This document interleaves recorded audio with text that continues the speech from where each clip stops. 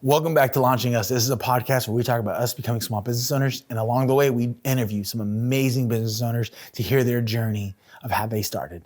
And so today we're starting this off not in the normal set. We're on location right now with Hector Martinez, an amazing tattoo artist, but so much more that we're gonna learn on this episode.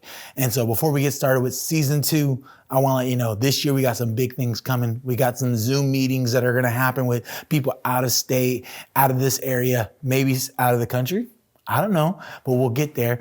And we're just excited to restart Launching Us with this episode. So I hope you like it. Hit that like button, hit that subscribe button, all the good things that YouTube likes. And do me a favor, comment more this season. I know last season we didn't get that much comments, but comment more this season. Let me know someone that maybe you might be interested in bringing onto this podcast, and then we would love to hear their story. So thank you for watching season 2 of Launching Us.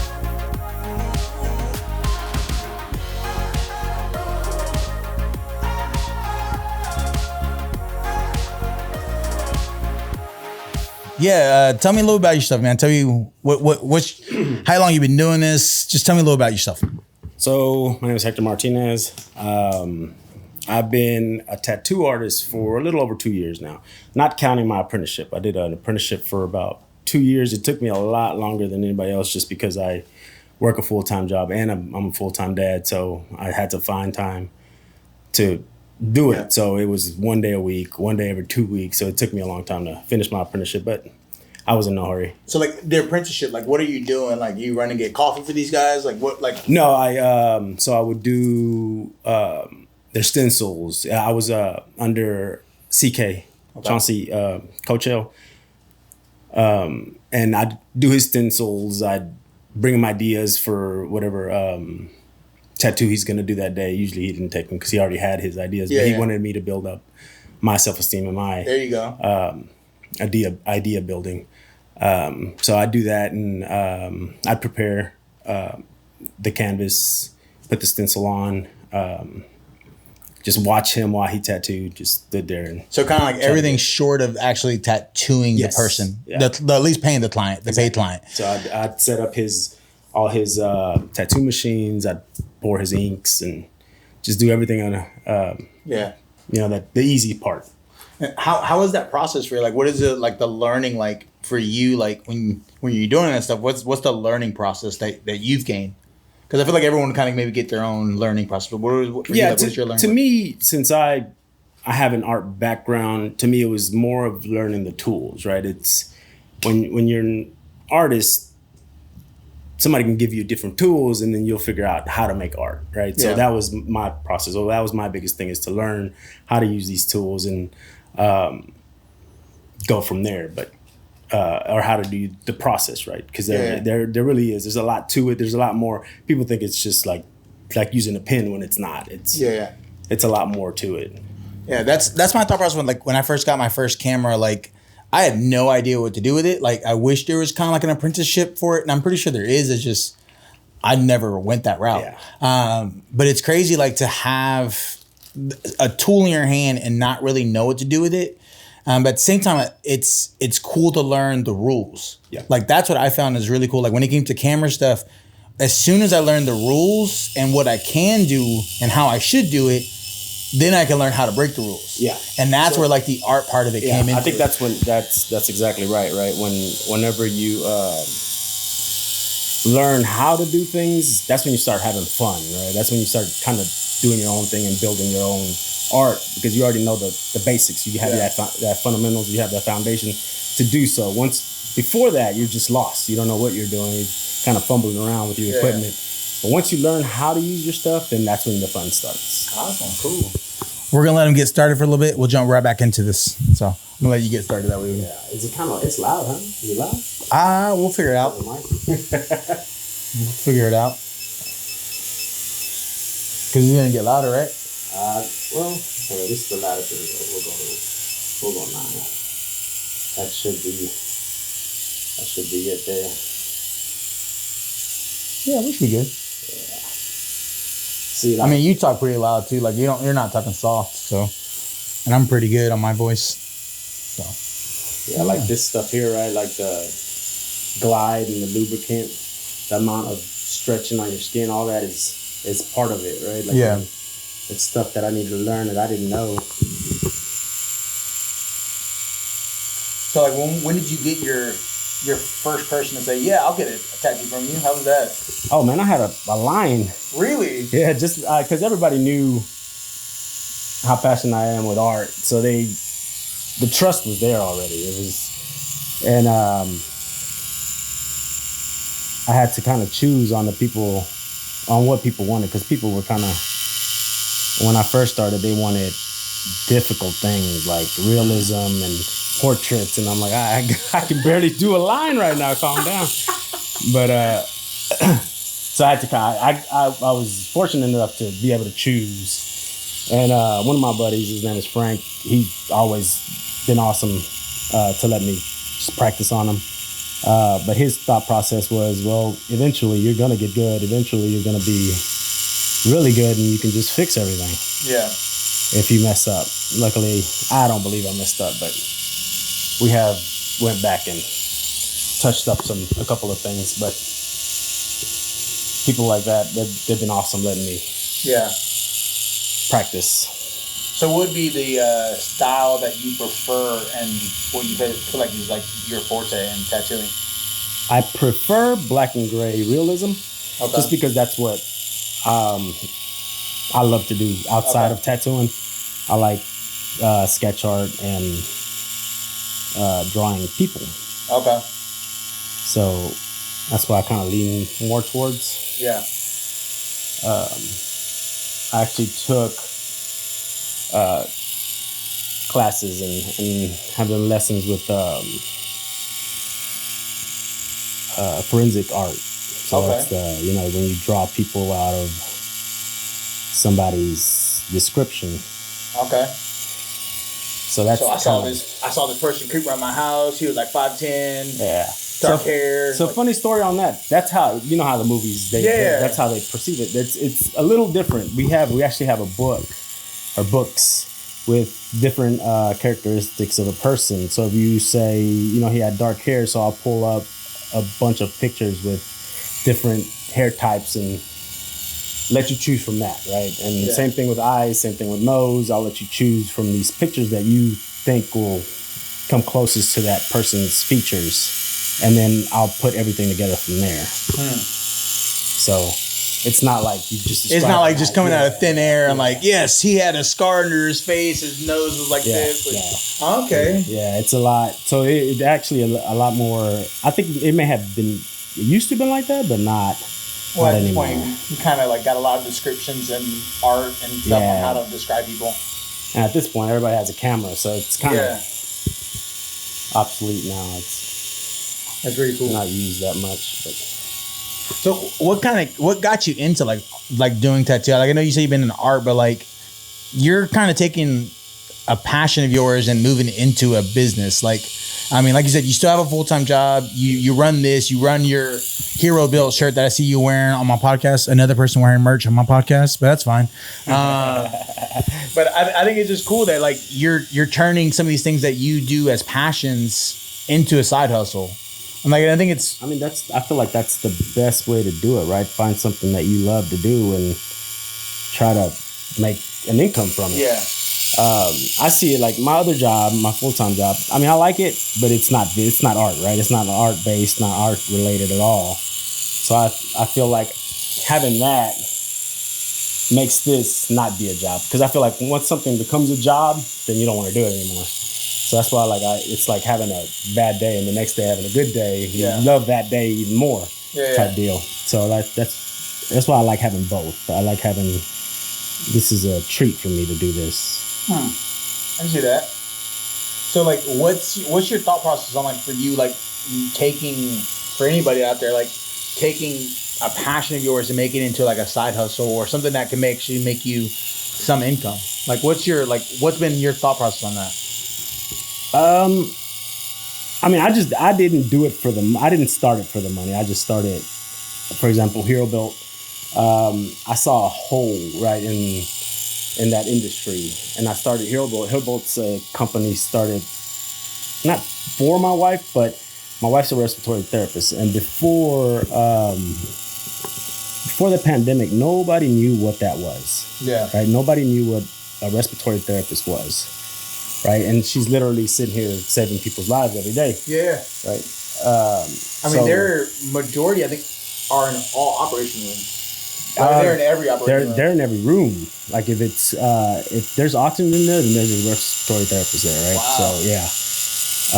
But like I said, like nobody knew that before because COVID is mostly hits your respiratory system. So that's when people started knowing what a respiratory therapist was. So I with everything else, they have a lot of products out there that highlight these, even nursing, right? Everybody knows that nurses save lives. That's who everybody pictures when you hear about hospital employees. They think nurses and doctors. That's it, right? There's a lot more people than that. So that's what Hero Built. Hero Built's more of for the unsung hero. Okay. Right, like these people that y'all are forgetting, but they're saving people's lives, or not even saving people's lives, just making a difference in these people's lives. So that became a passion, right, to try to thank these people in some sort of way. Yeah. So that's what Hero Built's about. So if you can find, how long have you been doing Hero Built? Hero Built since 2017. Wow. Yeah. So it's even before the pandemic. So it's like you had this thought process even before like the rest of the world was like, hey man, these are heroes out here, like nurses and more than just doctors. These are heroes. Like, I wanted to find a way to like represent these people, you know, thank them. And do you see a lot of the nurses and like that type of medical world wear your merch or buy your merch and appreciate that? Yes, a lot of first responders, a lot of medical workers. I have a lot of nurse friends that always wear it and request stuff, and which is cool. I mean, I wish I had the income or funds to try to do everything for everybody, but you know. I mean, it's just finding your part and how you can help. You know, I heard this guy once tell me years ago. I don't know if you ever heard of the Great Samaritan or the Good Samaritan, I think it's called, where the guy helped. It's a Bible story where the guy helps a guy in need, and, you know, paid for everything, took him to the hotel, got him off the streets, things like that, blah, blah, blah. And the old man told me, he's like, you ever heard this story? And I was like, yeah, I heard it. And he goes, you know, he can only be the Good Samaritan if he was rich, right? And I go, no, I mean, I thought he was just the Good Samaritan. He's like, no. He was only that way because he actually had the resources to do it. Yeah. And I feel like some of us kind of get caught in like, hey, I want to be, you know, the person for everybody. Well, you don't have the tools for everybody. No. But you can at least start with one person, with one area. And I know, like, for my wife and I, and for our company, we started sponsoring your kid through Compassion. So every month we help this kid, Dylan, and I just made a post about it. So if y'all saw it, it's really cool. And I wish I could help more kids, you know, especially in the third world countries, especially in Latin communities. Like, I wish I could help a lot more kids not be in poverty, but I don't have that resources. I don't have the funds. I did buy a lotto ticket, so maybe I might be a 1.5 billion winner this weekend. We'll find out. But chances are that might not happen. But I can at least still help Dylan and help him out. And it's kind of with you in Hero Built. Like, you can at least help the people in your community and know, like, hey, I think about you. You're recognized and you are a hero. Yeah. Like, and that's pretty cool. And so I think if you're out there, like, what you can do, I love how you said, like, I didn't jump into this for the fun, for the money. Like, if you have a full-time job, if you're doing something like that, you can start something on the side. It's just not being lazy. Yeah.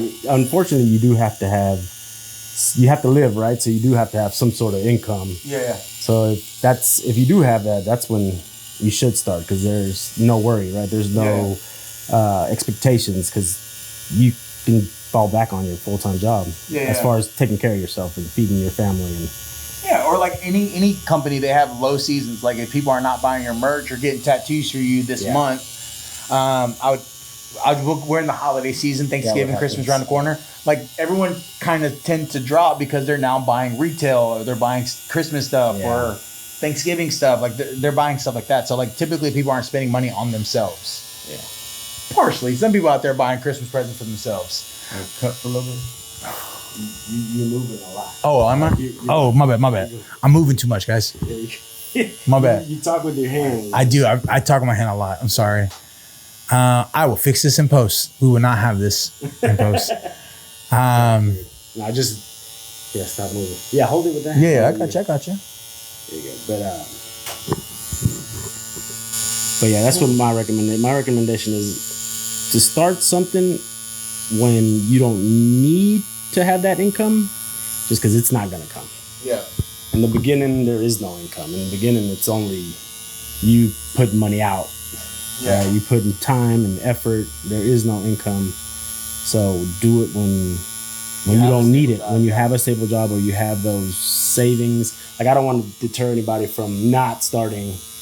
Like, if that's your only choice, then do it. But Yeah. if you have a steady job, if you have a steady income, then that's when you start your little side hustle, because there's no pressure, right? There's no need for that money. It's just right. No, I think that's right. Like, I know that's something my wife and I always talk about, like starting a side business. Either you're selling something on Etsy, you're doing something, you're making whatever it is, whatever that side hustle can be, merch, whatever. Like, I think you should start it when you have a full-time job, when you're a little stable. That's how, I need that stability. I need that. Yeah. That's just the person I am. I can't, even though in deep down I'm an entrepreneur, I'm a scary entrepreneur, right? I need that security. Yeah, I'm the exact same way. Like, I get so worried. Like, my wife, like, she quit her job and went into like studying real estate. And a part of me was like panicking. Like, I was like, oh snap, like that's half our income. Like, oh, what am I gonna do? But I had to be a husband that supported my wife at the moment. Mm-hmm. And that's what she needs. And I feel like from the day one, if I would have been like, no, keep your job, like go part-time or something, I feel like I would have discouraged her and she probably would have quit real estate again. Because this would have been the second time she would have quit. And so for me to be that husband and say, you know what, we can make it. We'll make it work. I got my side business going. We got my job coming in. Yeah. I think we're able to do this now. And so it's kind of making wise decisions on what you do with your full-time job versus your passion job versus your side hustle. Like, you kind of have to be wise on that. Yeah, especially if you have a spouse, then that's even better, right? You have that support system. And speaking of support, my wife's been a godsend, because I don't think anybody would put up as many businesses as I started. You heard it here, Cindy. He said it. Your biggest support. Man. I've been a DJ. I've been carpet cleaner. I've done it. Dang, carpet cleaner. Yeah, I used to clean carpets. I tried it, man. I tried it all. I'm not scared to. What got you into that? Being that type of person of like just starting, being very entrepreneurish. Oh man, my mom has been an entrepreneur since I've been born. She used to make clothes for people. She had a little store back before I was born. She still to this day sells cosmetics.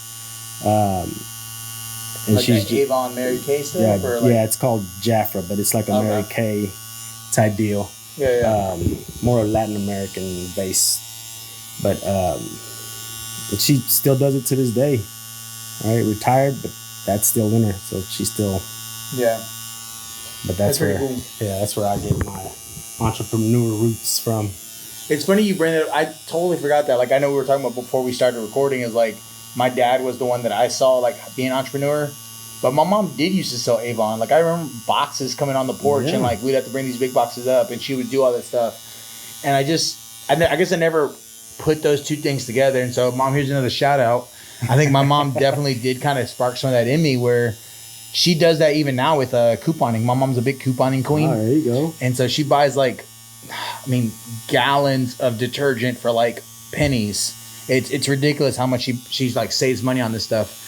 And she does that, but also she does it in a way that's really honorable. She'll give it to people who need laundry detergent or stuff, like people in her circle. So guys, don't go knock on our doors asking for free stuff. But she's done it where like, hey, this family just came in from Mexico, or this family just lost a lot of stuff. She'll pack some stuff up and give it to them. That's hero right there. Yeah, that's 100%. But at the same time, she even does with me. She's like, hey, do you need anything? I was like, yeah, all right, cool. Give me like $20. You can go grab like something. I was like, okay. Like it's a way to make an income without like over stressing yourself. Yeah. Because she doesn't need that money, but it's definitely something that's like, if I can get an extra $20, man, that's $20 on gas. That's $20 for a cheeseburger. Her senior citizen coffee from McDonald's. Like, there's just things that, you know, $20 can go a long way. Yeah. And Absolutely. so I think it's one of those things that if you could start a side business as a passion, as something that you're not stressing about, it's even better. Oh, absolutely. I think that's that. Your nerves aren't in it, right? It's just you having fun, or you doing something that you want to do. The money's just a bonus. Yeah. So that's how, to me, that's a person should do it. Because I think it's really sad when someone like is working Monday through Friday just for the weekend. Like they're so excited for the weekend. They're so excited for the weekend, and they're miserable on their Monday through Friday job. Like, I'm not extremely happy through my Monday and Friday job, but there are moments where like I'm happy. Yeah. But I'm even more excited when like I know I have something like this on the weekend, or I know, hey man, tonight we're recording another episode for the podcast, or I'm also working on this wedding video. Like, I get excited on the little things that I do on the week for my business that gives me more to get through the week. Yeah. I get excited because, I mean, that allows me to do this, right? Like, I get to go give that money to all my bills or whatever I have, and then whatever I make here is just for fun or just for me to have. How is no worries if I don't make anything. Yeah, how is doing this help you out, like in your creative outlet? Because you have to be creative in some type of way to be a tattoo artist. Oh, absolutely. That's a lot of people think that you can just, if you can trace, you can tattoo, and that's not true. Like, that's how a lot of people end up with messed up tattoos or things we have to cover up. Like, I feel like you have to have some artistic input in these tattoos, right? Because people end up wanting a sleeve, and now I have to go and figure out how I'm gonna, make a sleeve out of this one crappy tattoo that you just let somebody do, right? But they want to keep it because it's sentimental. I got it when I was 18 or whatever. Yeah. So I just wish that artist had a little bit more of an artistic view and knew that don't place it right in the middle, right? Because you're taking up real estate that could be used for a bigger piece. I love the brand. That's what I'm so hesitant when it comes to tattoos, and I think that's how I started with just like these little. I guess the best thing is called like more like flash art. Yeah. Like these are just more. There's not really anything too creative. They're more flash art. But that's because I'm always scared. Like, oh man, that's real estate for something. So like, my arm is pretty. There's still more real estate on my arm, and I'm like, I have this piece for my wife that I want to get, and then. There's so much more, but I'm like, man, what if I think of another idea that's way better? Like, that's what makes me so upset, because I only have one body. Yeah, but yours are a lot, you have a lot of collectibles, right? Like these are all collectible, You got one, this from this artist, this from this artist, which is pretty cool. Like, if you just fill up your arm with a bunch of collectibles. That you have a plan. That's your plan, which is cool. If that's what you want to do. But my thing is, people don't have plans, and they just stick stuff forever. And then later on, like, oh, okay, I actually want an art piece. I want a whole, when they already got rid of all this. Then cover-ups they're not hard to do. They're just really time-consuming, and they take more than one session, right? Because you have to come back, and they'll come through the other ink depending on colors, and people don't understand that, and they'll come back. You can still see it. Well, yeah, because you need to go over it again. It's a cover-up. That's what people don't like. Yes, you can cover it up. Most things, not everything. But you got to think about that before you get the tattoo. Like, don't just get anything to get it. Like, I get the excitement, and you're in a new city or you're on vacation, and you just, you just want something just because you're there. That's cool. Just think about placement, right? Like, think about later on in life. Are you going to want a sleeve, or are you going to want, Yeah, or you one and done, or you're going to want more. Yeah, exactly. Yeah, I know. The thing I always think about is like with words. I'm big on not getting words and numbers, even though I did get my date of birth from you, but that was like so easy. Like, there's no way we could have messed that up. But I'm always like scared, like, what if they misspelled this? What if they moved the I where the E is supposed to be? And now like I have this really crappy tattoo that's misspelled. Like, that's always something that scares me.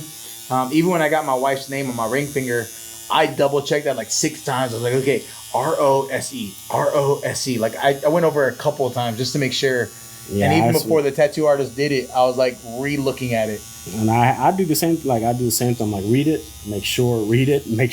Yeah. And then I'll have somebody else read it and make sure. Like I don't want to make a mistake.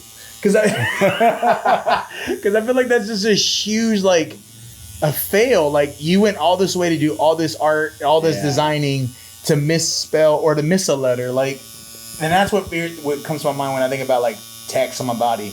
And even though there are a couple of tattoos I have in my head, that's like I want text. Yeah. There's a lot of people that want names and like their kids' names, and which is cool. Like I mean, to each their own. Yeah. I just like I like more of a representation piece. Yeah. Right? Yeah. Something that represents those kids, and like I have my cousin that I'm doing a sleeve on. He has different little animals for his different kids or like his dad. Like the whole piece it's an art piece. Like you'll see it, and it's like I think his kids are frogs, his dad's a bird. Like it's a whole like forest theme thing. But instead of names, he wanted to do that, which I really like that. That's and I really like too because it's more for you. Yeah. If you put someone's name on your body, it's more for them. Yeah. Which hey, that's what you're going for. That's what you're going for. But I always like it where it's like the art is mine. Like it's not meant for everyone else to look at, even though it is on my body for people to see. It's more for me. Yep. And that's where it's like the art of it's coming. And even like when I do my video stuff, like there's a lot of it where people might not like it. And I'm in love with it because it's mine. Like I get to do it my way. Yeah. You chose that. That's what you chose to do. Yeah. So as you see, we've been getting the tattoos. And we've been talking about just what makes the entrepreneur in him, like him starting all these different things. What I just found out during one of the breaks is that he actually did photography too. And so but he has all these different things that is literally just is who he is. Like it's just built from his mom that he was telling me about.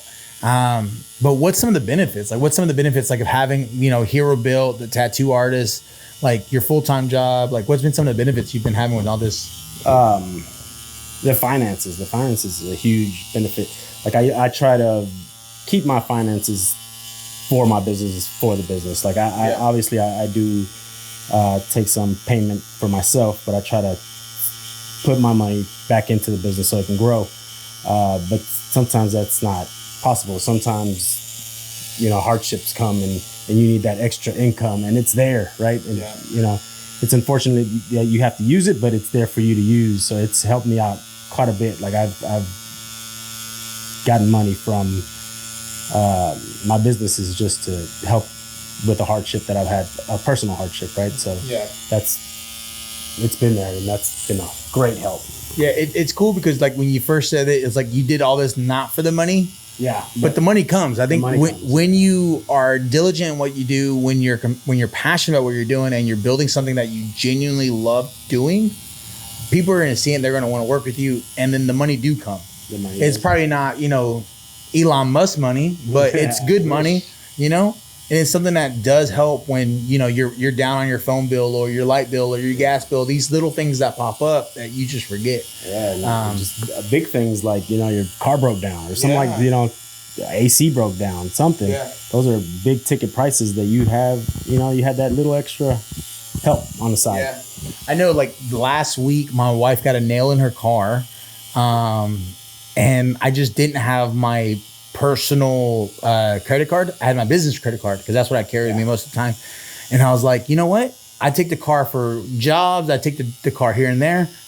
I could pay for this tire. Yeah, and I get the receipt and I got to set it aside. So like when it comes to tax season, I can be like, well, yeah, I repaired my car. Yeah. Like, and because we have insurance for the company, like I'm able to do that way too. Like it's pretty cool to have some of these benefits that like can help you out as a small family, as a business owner. Yeah, small business owner, because it does. All those tax deductions, like I know some people are real big on it. Real big on it, and I didn't know a lot about it till I started, being legit with my businesses. And yeah, there's a lot of things that you can tax deduct that we do it daily that people just don't consider it to be, part of your business, which it is. Like your cell phone, your your vehicle, like you said, you know, all those miles you putting on for your business, and like all of that is tax deductible. So and that's just another perk. It's funny because like when we were getting into this, my wife was like, "We need to make this an actual business," and I was like, "Nah, not now." And I didn't realize how dumb I was being. Like all that time I spent putting miles on my car, all that time me buying equipment, I got none of the benefits of being a small business owner. And now that we are, like, it doesn't stress me out when I'm thinking about buying new equipment because I know like it's business oriented, or when I'm doing a job and I got to drive somewhere, I was like, well, that's coming out of the gas that I put in the proposal. Like, it's not just my normal job paying the gas. And so there's a lot of benefits. Yeah. Some of this equipment is super expensive, so it's not tax deductible. That'd be, be a just hard ticket to eat. You know what I mean? Like, so luckily, it is tax deductible. Yeah.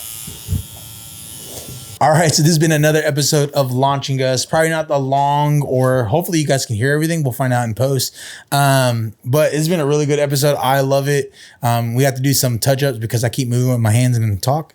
But Hector, thank you so much for like just being on the podcast. Thank you so much for talking to us about scripting things. I think I might have to get you back in the studio just because it was some really good stuff that I really want to get into. But because I talk with my hands and stuff, I got told a couple times to stop moving. And so, but Hector, thank you so much, man. Oh, no problem, man. I love doing it. I can't wait to go to your podcast. It'd be awesome. Yeah. So follow him. I'll leave all the links below. Make sure to hit that like button, that subscribe button. You guys have a good one. Peace out.